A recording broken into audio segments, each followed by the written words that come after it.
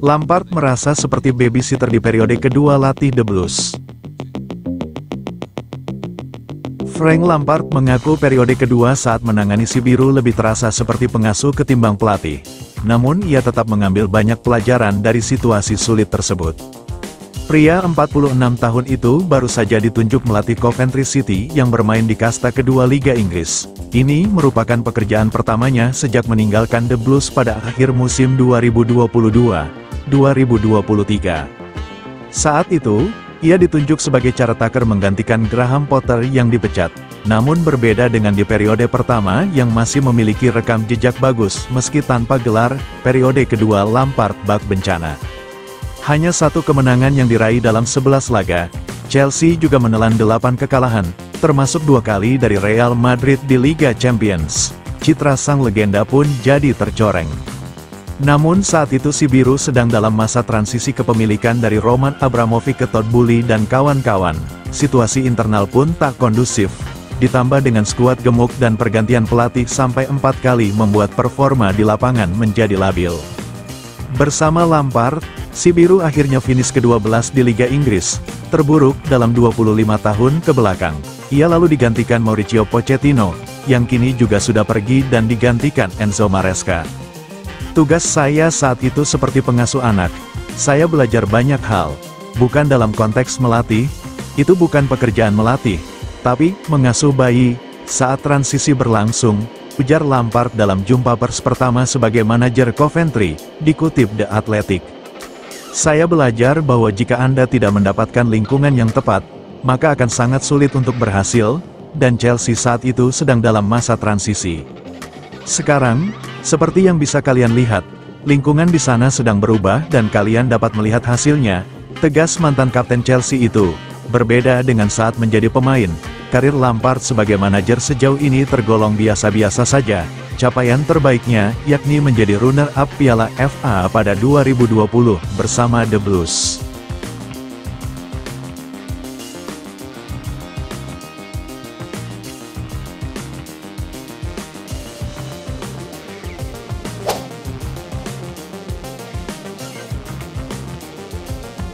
Jadon Sancho ancam akhiri karir Mikhailo Mudryk di London Barat.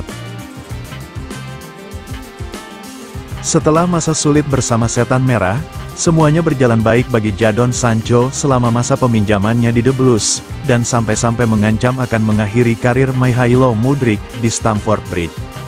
Meskipun Jadon Sancho mengawali musim ini dengan tidak konsisten bersama The Blues, sebagai status pinjaman dari Setan Merah pada akhir bursa transfer musim panas. Jadon Sancho ketika turun ke lapangan, dan selalu tampil cemerlang bersama London Biru.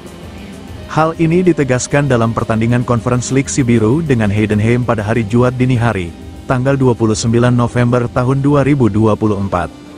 Pemain sayap itu, Jadon Sancho menciptakan kedua gol The Blues, termasuk gol Mikhailo Mudryk yang memastikan kemenangan.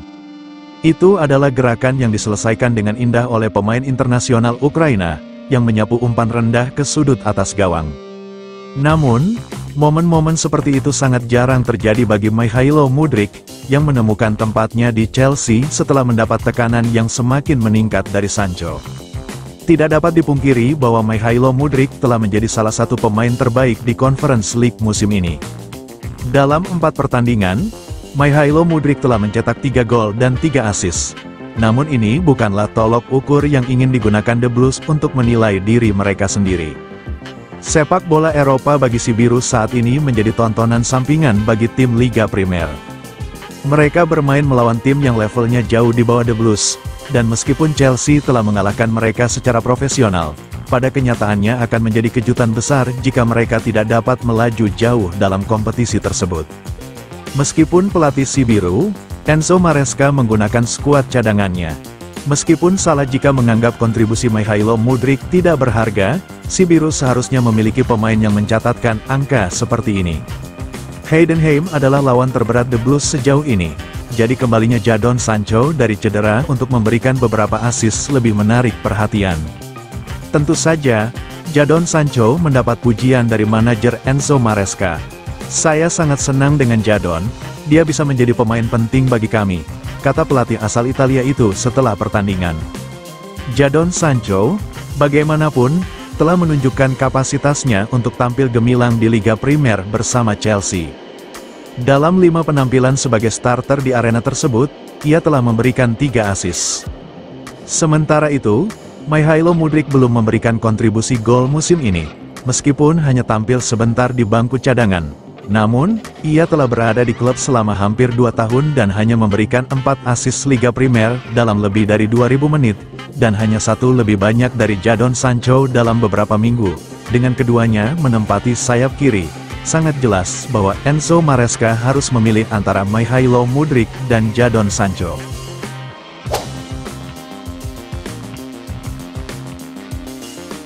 Enzo Maresca tanggapi jadwal padat The Blues di akhir tahun. Pertandingan pertama bulan ini adalah laga melawan Aston Villa di Stamford Bridge pada Ahad tanggal 1 Desember malam WIB. Tim asuhan Unai Emery, yang musim lalu finish di 4 besar Premier League, menjadi ujian berat bagi Chelsea. Aston Villa baru saja bermain imbang melawan Juventus di Liga Champions, menunjukkan kekuatan mereka.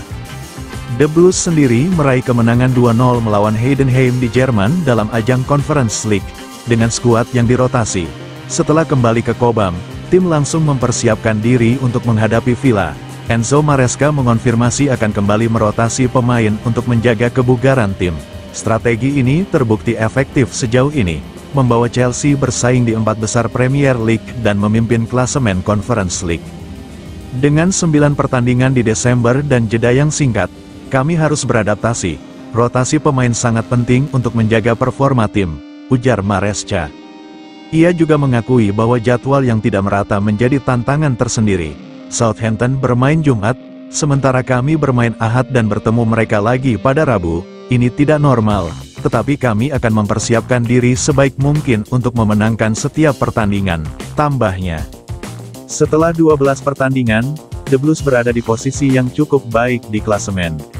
Meski demikian, Maresca menekankan masih banyak hal yang bisa ditingkatkan. Dalam hal hasil dan cara bermain, kami melampaui ekspektasi saya. Namun, kami harus terus menambahkan elemen baru, meningkatkan kualitas pemain, dan memperbaiki performa tim, jelasnya.